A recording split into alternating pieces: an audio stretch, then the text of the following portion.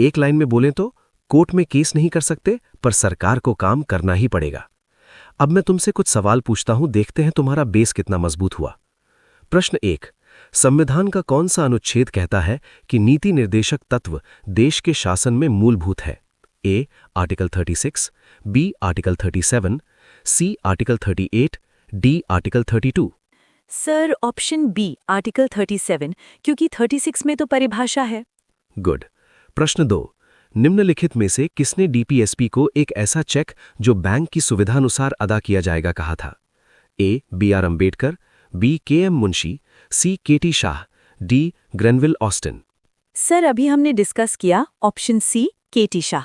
संविधान में इनका कोई औपचारिक वर्गीकरण यानी फॉर्मल क्लासिफिकेशन नहीं है, लेकिन हम अपनी समझ और एग्जाम के लिए इन्हें 3 भागों में बांटते हैं।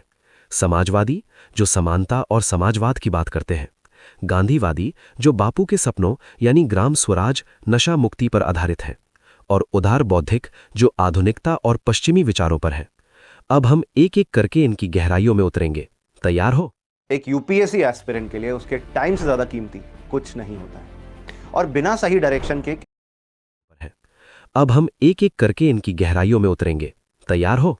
बिल्कुल सर, पिक्चर अभी बाकी है। अब हम आते हैं उस आर्टिकल पर जो भारत को एक वेलफेयर स्टेट घोषित करता है।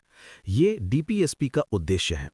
आर्टिकल 38 के 2 हिस्से हैं। 38(1) राज्य ऐसी सामाजिक व्यवस्था बनाएगा जिसमें सामाजिक, आर्थिक और राजनैतिक न्याय, social, economic and political justice राष्ट्रीय जीवन की सभी संस्थाओं में शामिल हो। 38(2) इसे 44th अमेंडमेंट 1978 से जोड़ा गया था।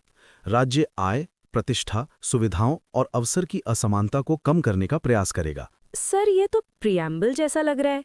बहुत बढ़िया ऑब्जर्वेशन। प्रस्तावना में जो न्याय का वादा है उसे हकीकत में बदलने की जिम्मेदारी आर्टिकल 38 की है। रियल लाइफ एग्जाम्पल, भारत सरकार की मनरेगा योजना या आयुष्मान भारत, ये सब क्यों है? ताकि आर्थिक असमानता कम हो और लोगों को बुनियादी सुविधाएं मिले। ये आर्टिकल 38 का ही प्रैक्टिकल रूप है। तो क्या मैं कह सकती हूँ कि आर्टिकल 38 अमीर और गरीब के बीच की खाई को भरने वाला पुल है? 100%। कीवर्ड्स याद रखना: वेलफेयर स्टेट, कल्याणकारी राज्य, इनइक्वालिटीज, असमानताएं, जस्टिस, न्याय। निमोनिक 38 का 3 और 8 देखो। अगर 8 को बीच से काट दो तो 2 बराबर गोले बनते हैं, 0 और 0, मतलब इक्वालिटी लाने की कोशिश।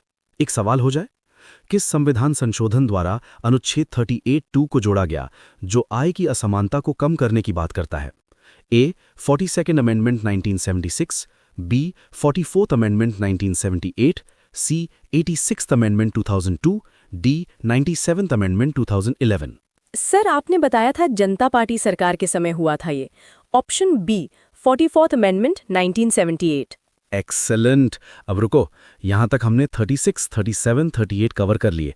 अब वक्त है एग्जाम पैटर्न स्विच का। अपनी कुर्सी की पेटी बांध लो, क्योंकि अब हम अलग अलग आयोगों के दिमाग में घुसेंगे।